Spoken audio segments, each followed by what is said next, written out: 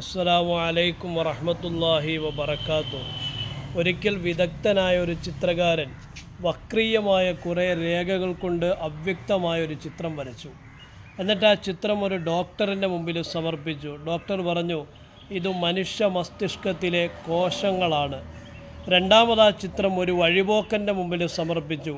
അയാൾ പറഞ്ഞു, ഇത് മനോരോഗികളെ ചികിത്സിക്കുന്ന ആശുപത്രിയിൽ രോഗികളുടെ കയ്യിൽ ബന്ധിപ്പിക്കുന്ന ചങ്ങലയാണ്.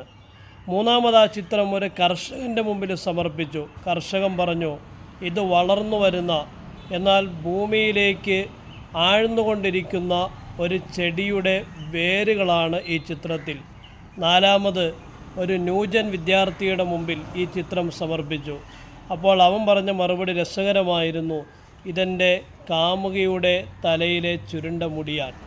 നോക്കുക, ഒരൊറ്റ ചിത്രം, പക്ഷേ ആ ചിത്രത്തെക്കുറിച്ച് 4 വ്യത്യസ്തമായ കാഴ്ചപ്പാടുകളാണ് ഇവിടെ അവതരിപ്പിക്കപ്പെട്ടത്. മനുഷ്യൻ ഇങ്ങനെയാണ്.